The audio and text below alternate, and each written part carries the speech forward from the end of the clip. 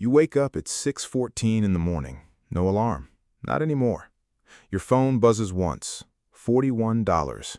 Deposited while you slept. Not from a job, not from a side hustle. From ownership. From a decision you made 18 years ago that nobody understood. You think about the version of you from 5 years back. The one who set 3 alarms. The one who hated Mondays. The one who couldn't imagine a morning like this existing. You didn't get rich. You just hit a number. A specific number. One that pays your rent, your groceries, your gas. The entire shape of a life that used to demand every hour you had. Let me take you back to where it started. You were 26 years old. You've been saving for 2 years, cutting everything quietly. No new phone, the old car still runs, Friday nights at home, not out. And now you're staring at $10,000 sitting in your account, doing nothing. Most people would buy a vacation, a watch, a couch they don't need. You open your brokerage app instead. A Dividend ETF, the most boring investment on the planet, a ticker symbol your friends have never heard of. At 4% yield, that $10,000 pays you $400 a year. $400. That covers Netflix, Spotify, your phone bill for a full year from money you didn't work for. Your coworker sees it on your screen at lunch. He laughs. He actually laughs. $400 a year, bro. That's one dinner. You say nothing. You close your laptop. He spends $400 that week on a watch he'll trade in next year. You do something different. That next month, your dividend hits, $33. You don't transfer it to checking.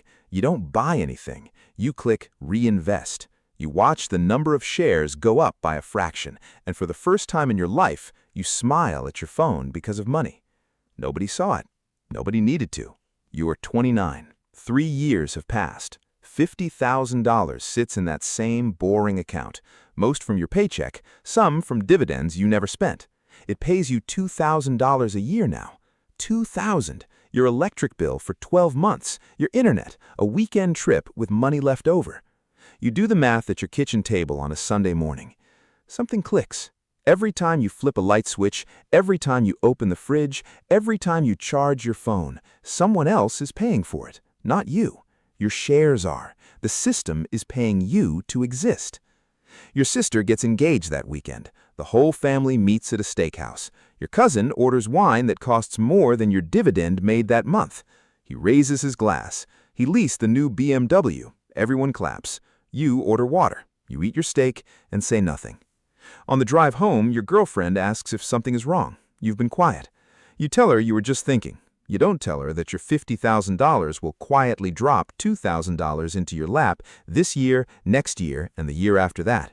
You just hold her hand and feel something you've never felt before. You feel ahead. You are 32.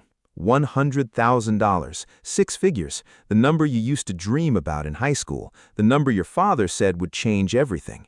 It doesn't change everything. It pays you $4,000 a year. $4,000, a full year of groceries for one person, 12 months of bread and eggs and coffee, paid by money you didn't earn. You walk through Whole Foods on a Saturday morning with this thought in your head. Every item in your cart, somebody else is buying it. You laugh quietly in the produce aisle because the system is actually working. But then it happens. A friend texts you that night, Marcus from college. He found something. A stock yielding 12%, monthly payouts. He says, bro, 12% on 100 grand, that's 12,000 a year. You'd triple your dividend in one move. You open the chart, the yield is real. The company is not.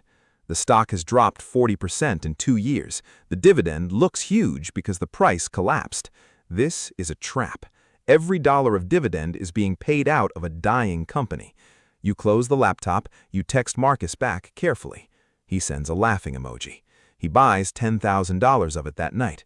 6 months later, the dividend gets cut in half. The stock drops another 30%. Marcus stops talking about it. You keep your boring ETF. You keep getting your $4,000. You keep walking through Whole Foods. The rule becomes clear. If the yield looks too good to be true, it is. 12% is not opportunity. 12% is a warning wrapped in a yield statement.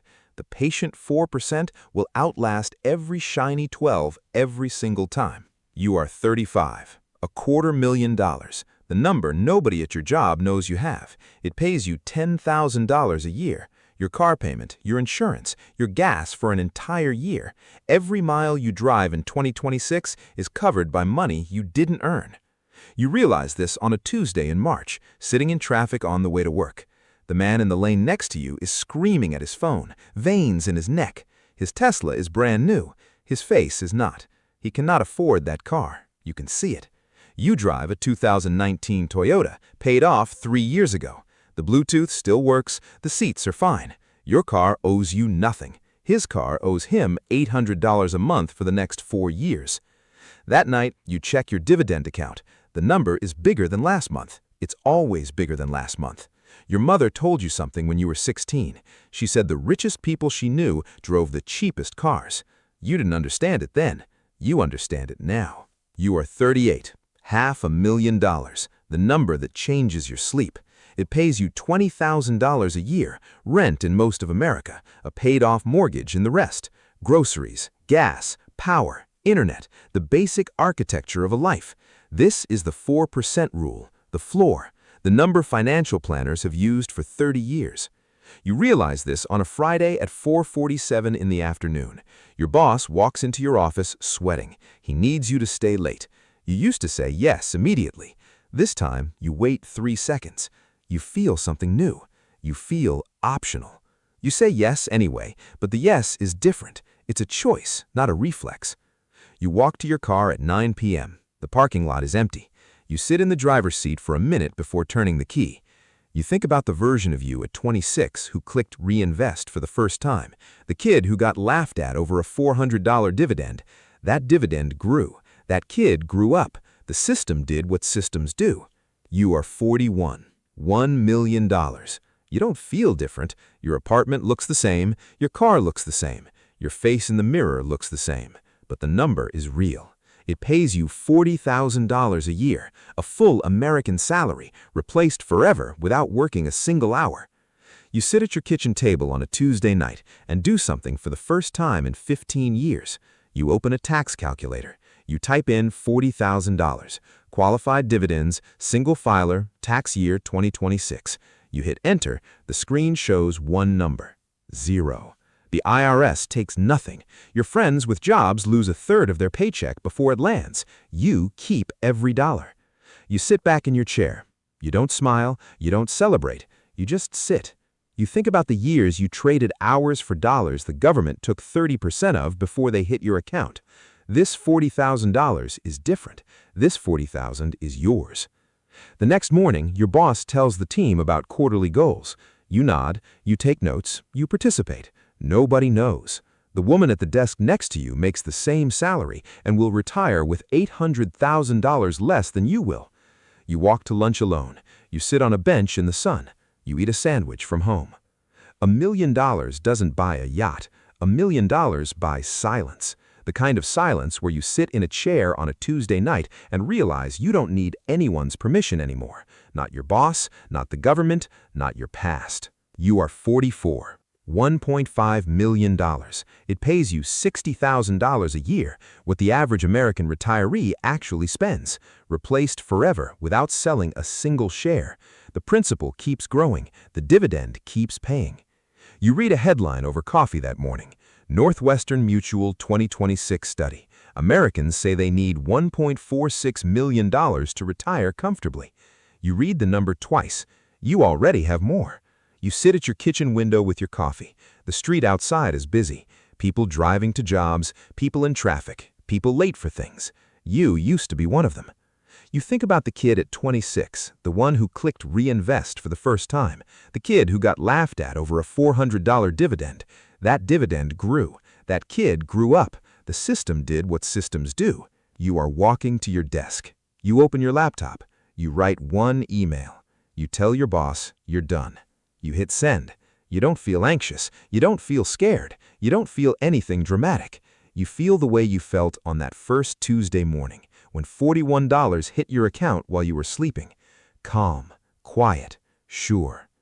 The number Americans say you need to retire, you already have it, and it took you exactly one decision made 18 years ago and never broken, the decision to be patient.